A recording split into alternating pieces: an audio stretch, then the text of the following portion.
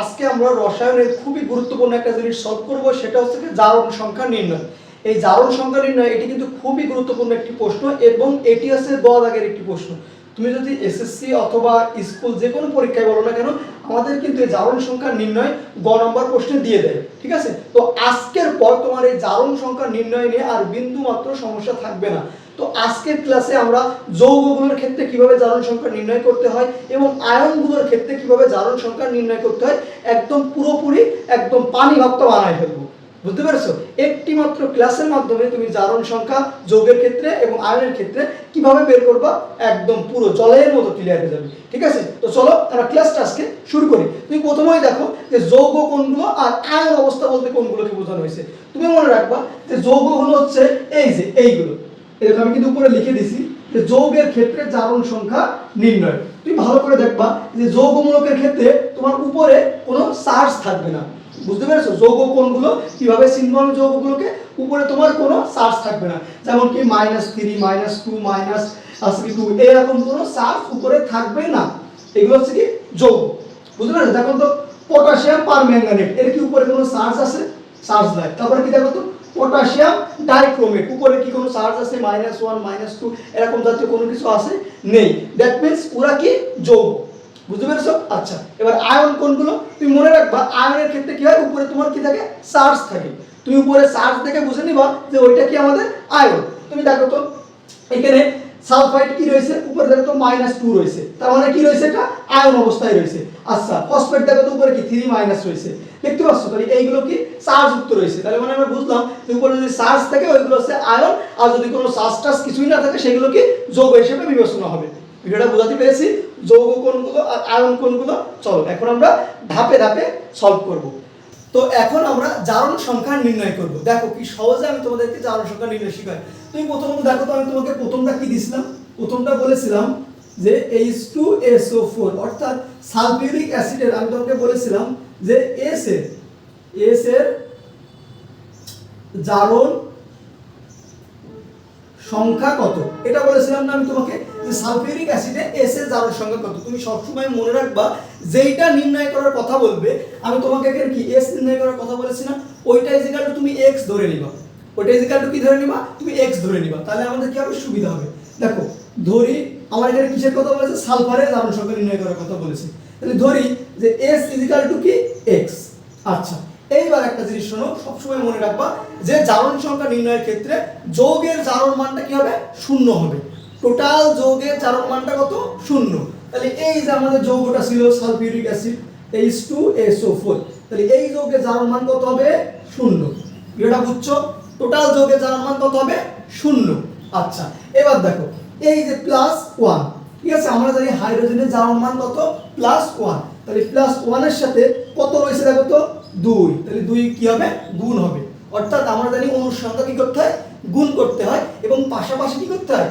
যোগ করব আমরা। ভালো করে দেখো তো, এবার কি দেব? যোগ চিহ্ন দিব। আচ্ছা, এইবার এই যে সালফার রয়েছে না, সালফারের সমান সমান তুমি কি ধরেছো? x ধরেছো। তাহলে এখানে কি বসাও? তুমি x বসাও। আবার প্লাস এই যে অক্সিজেন, মনে রাখবা যে অক্সিজেনের জারণ মান কত? -2। অক্সিজেনের জারণ মান কত? -2। আচ্ছা, অক্সিজেন জারণ মান কত? -2 গুণ, দেখো তো অক্সিজেন কয়টা আছে? 4টা। তাহলে এই 4 কি হবে? গুণ হবে। ইকুয়াল আমি কি দিলাম? 0। আচ্ছা, এইবার এখানে সিম্পল একটা ক্যালকুলেশন, এই সিম্পল একটা ক্যালকুলেশন তুমি করতে পারবা না? অবশ্যই তুমি করতে পারবা। ভালো করে দেখো তো, এখানে কত আসে? আমাদের +2 আসে, আর এখানে কি থাকে? +x, আর এখানে কি হয়? প্লাস মাইনাস মাইনাস, আর এখানে কি হলো? 4 দুগুণে 8, এখানে কি হলো? 8 ইকুয়াল টু 0। আচ্ছা, এইবার আমরা এটুকুটা পারলাম। এখন তুমি দেখো তো বড় সংখ্যার আগে কি রয়েছে? মাইনাস রয়েছে না? তাহলে এই জায়গা তোমার 8 থেকে তুমি কত বিয়োগ দিতে হবে? তোমার 2 বিয়োগ দিতে হবে। 8 থেকে কত বিয়োগ দিতে হবে? 2 বিয়োগ দিতে হবে। তাহলে এখানে তুমি কি পাচ্ছ? 8 - 6 0। এটা বুঝলাম। এই যে বড় সংখ্যার আগে মাইনাস রয়েছে, তাহলে আমাদের কি করতে হয়? ওটাকে বিয়োগ করতে হয়। তাহলে 8 থেকে 2 বাদ দিলে কত থাকে? 6 থাকে। এইবার এই মাইনাসটা তুমি যদি ওই দিকে নিয়ে চলে যাও, তাহলে কত আসে? x +6, তাই না? আমরা সবাই জানি মাইনাসটাকে সমান সমানের ওই সাইডে নিয়ে গেলে কি হয়? প্লাস হয়। তাহলে বুঝলাম আমরা আলটিমেটলি কি রেজাল্ট পেলাম? এই যে ওই যে সালফারের জারণ সংখ্যা কত? +6। এটা বুঝছো? অনেকে কিন্তু কি করে জানো? অনেকে করে এই প্লাসটা দেয় না, কিন্তু এইটা কিন্তু করা যাবে না। তোমার অবশ্যই জারণ সংখ্যা নির্ণয়ের ক্ষেত্রে তোমার মনে রাখতে হবে অবশ্যই তোমার কি সামনে প্লাস দিতেই হবে, ঠিক আছে। আচ্ছা, এইটাই হলো আমাদের পড়া শেষ। এই হচ্ছে কি আমাদের চারণ সংখ্যা নির্ণয় সালফিউরিক অ্যাসিডের এস এর চারণ সংখ্যা। আচ্ছা, এবার পরবর্তীতে আমি তোমাদের কি দিয়েছিলাম, দেখো তো, প্রত্যেকটা আমরা সুন্দর মতো সলভ করব। তোমাদের এই জারণ সংখ্যা নির্ণয় নিয়ে আর কোনো সমস্যা থাকবে না, ঠিক আছে। আচ্ছা, দ্বিতীয়টা আমি তোমাকে কি দিয়েছিলাম দেখো তো, 2 নম্বরটা আমি তোমাকে কি দিয়েছিলাম KMnO4 পটাশিয়াম পার ম্যাঙ্গানেট দিয়েছিলাম এবং বলেছিলাম যে Mn এর জারণ সংখ্যা কত, Mn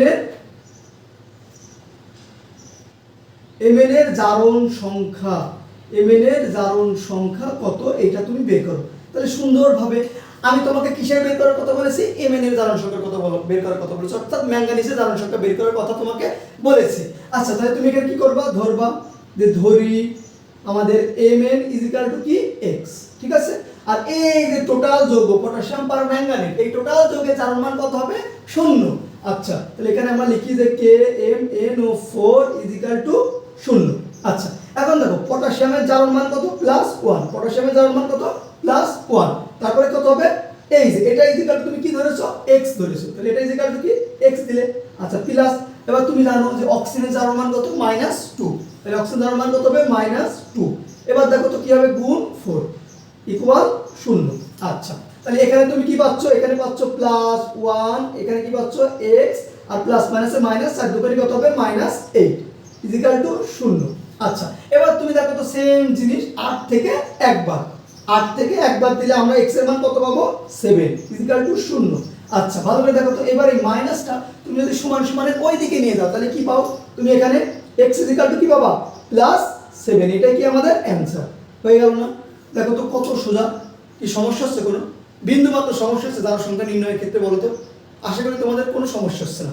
আচ্ছা, দ্বিতীয়টা আমি কি দিয়েছিলাম, ভালো করে দেখো তো, 2 নম্বরটা কি দিয়েছিলাম, আচ্ছা এটা সরি এটা তো 2 নম্বর করলাম আমরা।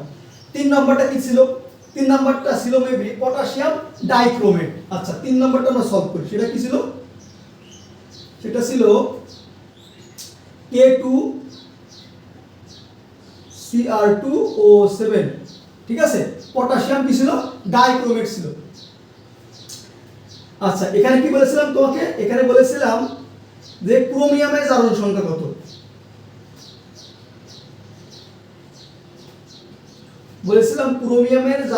সংখ্যা কত, তাই না। আচ্ছা, ক্রোমিয়ামের জারণ সংখ্যা কত এটা আমি তোমাকে বলেছিলাম। এখন তুমি দেখো তো এই জায়গা আমি কিসের কথা বলেছি, ক্রোমিয়াম, তাহলে তুমি এটা সুন্দর মতো ধরবা যে আমরা ধরি ক্রোমিয়াম x। আচ্ছা, এবার টোটাল যৌগের জারণ মান কত হবে, এই যে টোটাল যৌগের জারণ মান 0, অর্থাৎ K2Cr2O7 পটাশিয়াম ডাইক্রোমেটের জারণ মান কত হবে, 0। টোটাল যৌগের জারণ মান কি হয়, 0, আমরা সবাই জানি। আচ্ছা, এবার দেখো তো +1, তুমি জানো পটাশিয়ামের জারণ মান +1। আচ্ছা, +1 গুণ 2 প্লাস ক্রোমিয়ামের তুমি কত ধরেছো, তুমি কত, ক্রোমিয়ামের ধরেছো x, এই যে x, তাহলে এখানে কি হবে x, ভালো করে দেখো তো ক্রোমিয়াম কয়টা আছে, 2টা, তাহলে 2 কি হবে গুণ। আচ্ছা, প্লাস এখন অক্সিজেনের কত তুমি কিন্তু জানো অক্সিজেনের -2, কি হবে এবার গুণ 7 0। ঠিক আছে, কোনো সমস্যা আছে, ভালো করে দেখো তো, পটাশিয়ামের +1 গুণ 2, তারপরে ক্রোমিয়ামকে তুমি x ধরেছো, x গুণ 2 প্লাস অক্সিজেনের জারণ মান কত, -2 গুণ এই যে 7টা গুণ দিয়ে দিলাম, হয়ে গেল। এবার এখানে তাহলে কি আসে, এখানে আসে +2। আচ্ছা, আর এখানে কি আসে 2x, 2 গুণ x, দ্যাট মিন্স 2x, আর এখানে কি আসে মাইনাস, প্লাস মাইনাসে মাইনাস, 7 দুগুণে 14 0। ক্লিয়ার, সুন্দর একটা ক্যালকুলেশন। আচ্ছা, এবার দেখো তো আমরা 14 থেকে 2 বাদ দেব, তাহলে 14 থেকে 2 বাদ দিলে আমাদের কত থাকে, 12 থাকে, তাহলে আমরা লিখতে পারি না যে 2x +12। আচ্ছা, এবার x +12 ডিভাইডেড বাই কত, 2, তাহলে x আলটিমেটলি আমরা কি পাচ্ছি, 6, এটা কি আমাদের অ্যানসার। ক্রোমিয়ামের জারণ সংখ্যা কত পেলাম আমরা, +6। কোনো সমস্যা আছে, বুঝছো, দেখো তো কোনো সমস্যা হয় কিনা। তাহলে জারণ সংখ্যা নির্ণয় কি আর কঠিন মনে হবে, আর তোমাদের কি দিয়েছিলাম, আর কপার সালফেট ছিল আমাদের, তাই না। আর একটা ছিল কি পারক্লোরিক অ্যাসিড, সেটা হচ্ছে 4 নম্বর কি দিয়েছিলাম, AeClO4। এখানে বলেছিলাম এখানে বলেছিলাম ক্লোরিনের জারণ সংখ্যা কত।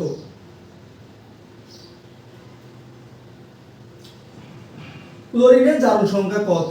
এখন ভালো করে তুমি দেখো তো, ক্লোরিনের ধরি তাহলে আমরা কি সুন্দর মতো ধরি যে chlorine is equal to x। আচ্ছা, টোটাল যৌগের জারণ মানটা আমাদের কি হবে? HClO4 equal 0। আচ্ছা, ক্লিয়ার। এইবার হাইড্রোজেনের তুমি কিন্তু জানো +1, প্লাস ক্লোরিনের তুমি x ধরেছো x। আচ্ছা, প্লাস অক্সিজেনের কত? -2, -2 গুণ 4 ইকুয়াল 0। ঠিক আছে, কোনো সমস্যা হচ্ছে? ভালো করে দেখো তো। তাহলে এখানে আমরা পাচ্ছি কত? +1, আর এখানে কি পাচ্ছি আমরা? +x, আর এই যে 4 আর এই 2, তাহলে প্লাস মাইনাসে মাইনাস, 4 দুগুণে 8, তাহলে -8 ইকুয়াল 0। আচ্ছা, সেম জিনিস, তাহলে এখানে আমরা x এর মান কি পাচ্ছি? x -8 থেকে 1 বাদ 7 ইকুয়াল 0। এবার এটা ওই দিকে চলে যাবে, মাইনাসটা ওই দিকে চলে গেলে কি হবে? প্লাস হবে। তাহলে আমরা লিখতে পারি x +7, এটাই কি আমাদের অ্যানসার। এটা কিসের জারণ সংখ্যা পেলাম? ক্লোরিনের। বুঝতে পেরেছো? ক্লোরিনের জারণ সংখ্যা কত? +7। আচ্ছা, কি সহজ মনে হচ্ছে না কঠিন মনে হচ্ছে বলো তো? তাহলে কি জারণ সংখ্যা আমি কি তোমাদেরকে একটু বলতে পারি যে আমি কি তোমাদের কাছে আশা রাখতে পারি যে আজকের পর তোমাদের জারণ সংখ্যা নির্ণয় নিয়ে কোনো রকম সমস্যা থাকবে না, এবং এইগুলো কিন্তু খুবই গুরুত্বপূর্ণ জিনিস। ঠিক আছে, আর আমাদের আরেকটা ছিল কি, সেটা হচ্ছে গিয়ে কপার সালফেট ছিল, সেটা হচ্ছে CuSO4 ছিল।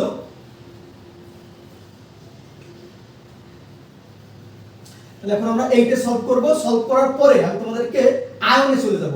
আয়নের ক্ষেত্রে তুমি কিভাবে জারণ সংখ্যা নির্ণয় করবা। আচ্ছা, আমাদের আর কি ছিল? 5 নাম্বারটা। 5 নাম্বারটা ছিল CuSO4 যৌগের সালফারের জারণ সংখ্যা।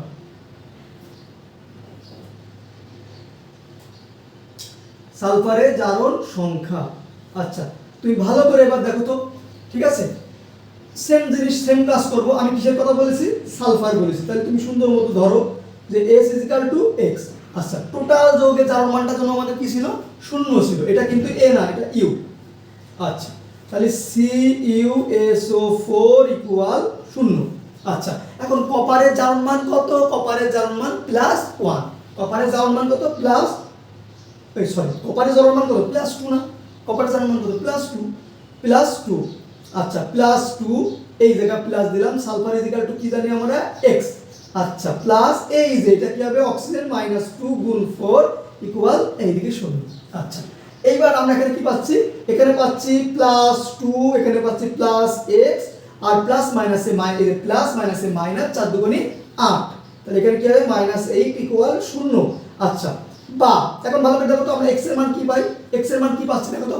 8 থেকে আমাদের কত বাদ দিতে হবে? 2 বাদ দিতে হবে, এই যে 2। আচ্ছা, তাহলে আমরা কত পাবো? 6 পাবো ইকুয়াল 0। অতএব আমরা লিখতে পারি, এই মাইনাসটা ওইদিকে চলে গেলেই হবে প্লাস। আমরা লিখতে পারি x +6, এটাই কি আমাদের অ্যানসার। কপার সালফেটের সালফারের জারণ সংখ্যা কত? +6। বুঝতে পেরেছো? আচ্ছা, এই ছিল আমাদের মূলত যৌগের ক্ষেত্রে জারণ সংখ্যা নির্ণয়। আশা করি তোমাদের বিন্দুমাত্র সমস্যা থাকার কথা না। এবার কি করব? আমরা আয়নের ক্ষেত্রে সলভ করব। ঠিক আছে, এবার কি করব? আয়নের ক্ষেত্রে সলভ করব। দেখো, এবার কি করব? আমরা আয়নের ক্ষেত্রে কিভাবে জারণ সংখ্যা নির্ণয় করতে হয় সেইটা আমরা সলভ করব। এখন দেখো, আমরা কি করব? আয়নের ক্ষেত্রে জারণ সংখ্যা নির্ণয় করব। ঠিক আছে, তো আমাদের যৌগমূলকের ক্ষেত্রে জারণ সংখ্যা কিভাবে নির্ণয় করতে হয় ওইগুলো শেষ, ওইটা নিয়ে আর সমস্যা থাকার কথা নয়। এখন আমরা কি করব? আয়নের ক্ষেত্রে কিভাবে জারণ সংখ্যা নির্ণয় করব সেইটা সলভ করব। তুমি মনে রাখবা যে আয়নের ক্ষেত্রে কি করা লাগবে? আয়নের ক্ষেত্রে জারণ মানটা হবে তার চার্জের সমান। আয়নের ক্ষেত্রে জারণ মানটা হবে তার চার্জের সমান। আমাদের যেরকম যৌগের ক্ষেত্রে জারণ মানটা ছিল টোটাল যৌগ = সমান, এবার এইটা কি হবে? তার চার্জের সমান হবে আয়নের ক্ষেত্রে।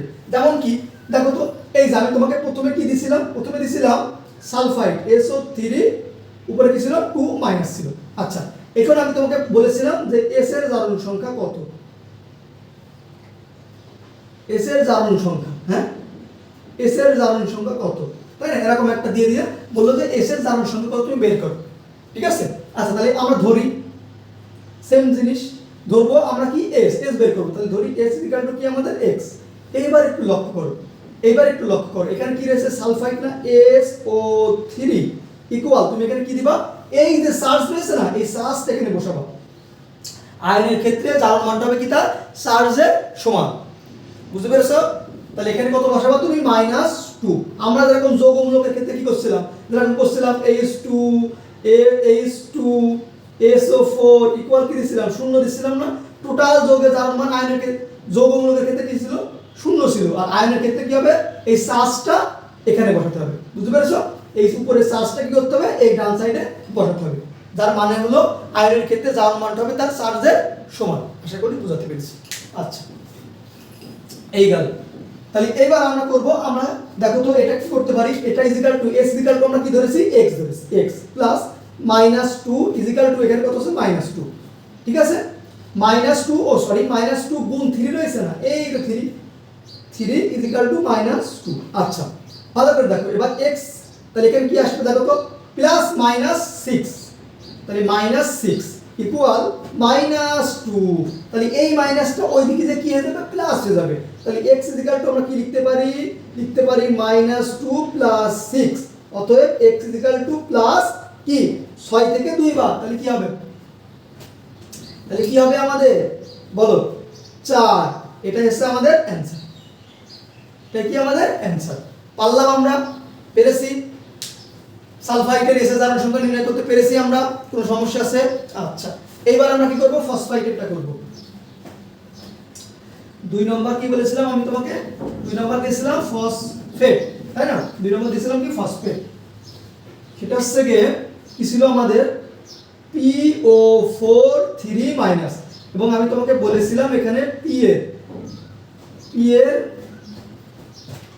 জারণ সংখ্যা কত। এখন ভালো করে বোঝো তো, মানে সেম জিনিস না, আমরা ধরি P ইজিক্যাল টু কি ধরবো আমরা, x। ঠিক আছে, আচ্ছা এবার ফসফেট PO4 ইজিক্যাল টু এই যে চার্জ কত, -3। বের করতে পারলাম। আচ্ছা, এইবার এটা ইজিক্যাল টু x প্লাস এই যে অক্সিজেন তুমি জানো -2 গুণ 4 ইকুয়াল -3। আচ্ছা, এই গুণ তো আমরা পারলাম। এখন আমরা কি করব, জাস্ট সিম্পল ক্যালকুলেশন। কি হবে এখানে, মাইনাস কত হবে, 4 দুগুণে 8 ইকুয়াল এদিকে কি রয়েছে, -3 রয়েছে। আচ্ছা, এবার তুমি বলো তো x ইকুয়াল টু কি হবে, এই -8টা ওইদিকে প্লাস হয়ে যাবে, x ইকুয়াল টু -3 প্লাস 8। তাহলে আলটিমেটলি আমাদের রেজাল্ট এখানে কি আসলো, x এর মান বলো, x এর মান কি আসলো, 8 থেকে 3 বাদ দিলে কি আসে, x এর মান 5 আসে। কত, +5। এটা কি আমাদের অ্যানসার। বুঝতে পারলাম আমরা ফসফেটের জারণ সংখ্যা কত পেলাম, 5 পেলাম, +5। আচ্ছা, এই গেল। আর কি দিছিলাম তোমাকে, দেখো তো এগুলো কিন্তু খুবই গুরুত্বপূর্ণ। আর কি ছিল আমাদের 3 নম্বরটা কি দিছিলাম, কার্বনেট দিছিলাম না, 3 নম্বরটা ছিল কি, পারম্যাঙ্গানেট। আচ্ছা,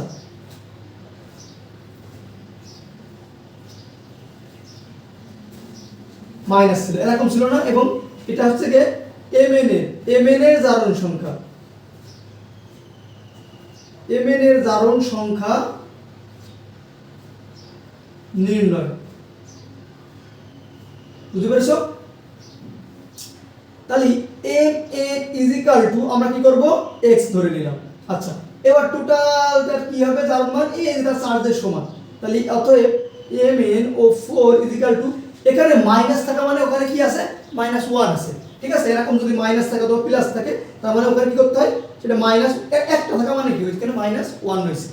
বুঝতে পেরেছো? যদি আমাদের এখন প্লাস থাকে না, তাহলে ওইটা মনে করো করতে হয় দেখি ওখানে 1 প্লাস আছে। বুঝতে পেরেছো? আর এখানে মাইনাস রয়েছে, তার মানে কি ওখানে -1 রয়েছে। বুঝতে পেরেছো? আচ্ছা, এইবার দেখো এবার এটা ইজিক্যাল টু কি হবে, এটা ইজিক্যাল টু তুমি x ধরেছো, x, এটা ইজিক্যাল টু কি ধরেছো তুমি, x প্লাস, এবার অক্সিজেন কত, -2 গুণ 4 ইজিক্যাল টু -1। আচ্ছা, তাহলে আমরা সেম জিনিস x - 4 দুগুণে 8 ইকুয়াল -1। আচ্ছা, এবার সেম জিনিস করব আমরা, x ইজিক্যাল টু এই -8টা ওইদিকে প্লাস যাবে, তাহলে -1 প্লাস 8, তার মানে x এর মান আমাদের +7 আসে। এটাই কি আমাদের অ্যানসার। ঠিক আছে, আচ্ছা আর কোন সমস্যা আছে দেখো তো। এরপর আর কি দিছিলাম তোমাকে, কার্বনেট দিছিলাম। কি দিছিলাম, কার্বনেট দিছিলাম। আশা করি তোমরা মানে জারণ সংখ্যা নির্ণয়, আয়ন বলুক যৌগ বলুক, এইগুলোর ক্ষেত্রে তোমাদের কি আর কোনো সমস্যা থাকবে না। এইটুকু আমি কি করতে পারি, তোমাদের উপরে আশা রাখতে পারি। ঠিক আছে, আর কি দিছিলাম আমি তোমাকে, 4 নম্বর CO3 2 মাইনাস। এটা আমি তোমাদেরকে কি করতে পারি, তোমাদেরকে যদি বলি যে এটা তোমরা বাসায় প্র্যাকটিস করবে, পারবা? এখানে সি এর জারণ সংখ্যা নির্ণয়, আমি তোমাদের এটা হোমওয়ার্ক দিই, পারবা তোমরা? অবশ্যই পারবা, ঠিক আছে? পারবা? এত বেলা যা শিখালাম, যদি না পারো তাহলে কি বলবো তোমাদের আমি? অবশ্যই তোমরা পারবা, এটা তোমাদের উপর কি করতে পারি আমি, আশা রাখতে পারি। দেখো তোমাদেরকে একটু করাই দিই, এটা কি বলেছে সি, তাহলে ধরি সি ইজিক্যাল টু কি হবে আমাদের এক্স, ঠিক আছে? আচ্ছা ধরি সি ইজিক্যাল টু আমাদের এক্স, এইবার এ এর জারণ মানটা চার্জের সমান হবে, তাহলে CO3 ইজিক্যাল টু -2, ঠিক আছে? আর এই কার্বনের ইজিক্যাল টু তুমি কি ধরেছো এক্স প্লাস অক্সিজেন -2 গুণ 3 ইজিক্যাল টু -2। আচ্ছা তাহলে x মাইনাস এখানে আসে কত 6 ইজিক্যাল টু এদিকে থাকে কত -2। আচ্ছা এবার এই -6 টা ওইদিকে যে কি হবে x ইজিক্যাল টু -2 প্লাস 6, তাহলে x এর মান কি হবে এই জায়গা +4। এটা কি আমাদের অ্যানসার। বুঝলাম? বলো বুঝলাম? আমাদের কি কোনো সমস্যা আছে? তাহলে যৌগ বলুক আয়ন বলুক জারণ সংখ্যা নির্ণয় নিয়ে কি কোনো সমস্যা আছে? এখন আমি তোমাদেরকে একটু বলে দিই, এই যে জারণ যে মানগুলো এইগুলো তুমি মনে রাখবে, তোমাকে একটু সহজে বলে দিই। তুমি মনে রাখবে একটা জিনিস কি জানো, সেটা হচ্ছে কি তোমার যে পর্যায় সারণী আছে না, তুমি একটা জিনিস একটু মনে রাখবে, হ্যাঁ? সেটা হচ্ছে কি তোমাকে একটু সহজ করি যাতে তুমি জারণ মানগুলো কোথায় পাওয়া যায়। তুমি মনে রাখবা শর্টকাট একটা জিনিস, যে পর্যায় সারণীতে কি, পর্যায় সারণীতে গ্রুপ 1 এ যারা আছে, ঠিক আছে? গ্রুপ 1 এর জারণ মান, হ্যাঁ গ্রুপ 1 এর জারণ মান হবে কত +1। বুঝতে পেরেছো? গ্রুপ 1 এর জারণ মান তুমি কি মনে করবা +1। বুঝতে পেরেছো? তোমাকে সহজে বোঝাচ্ছি। আচ্ছা এবার তুমি মনে করো যে গ্রুপ 2 এর জারণ মান কি করবা +2, ঠিক আছে? গ্রুপ 2 এর জারণ মান তুমি কি করবা +2 ধরবা, এটা কি? এইবার দেখো আর গ্রুপ 17 তে যারা আছে, গ্রুপ 17 তে যারা আছে ম্যাক্সিমাম ওদের কি হয় -1 হয়, যেমন কি ক্লোরিন ব্রোমিন আয়োডিন এগুলোর ক্ষেত্রে কি হয় তোমার -1 জারণ মান প্রযোজ্য হয়। বুঝতে পেরেছো? তাহলে আশা করি এইটা নিয়ে আর কোনো সমস্যা থাকবে না তোমাদের, ঠিক আছে? তাহলে এই ছিল মূলত জারণ সংখ্যা নির্ণয় অথবা কি বিজারণ সংখ্যা নির্ণয়। ক্লিয়ার? আশা করি আজকের পর থেকে তোমাদের জারণ সংখ্যা এবং বিজারণ সংখ্যা নির্ণয় যৌগ বলুক অথবা আয়ন বলুক নিয়ে কোনো রকম সমস্যা থাকবে না, ঠিক আছে? তাহলে দেখা হচ্ছে তোমার সাথে পরবর্তী খুবই গুরুত্বপূর্ণ একটা ক্লাসে, ঠিক আছে? টাটা।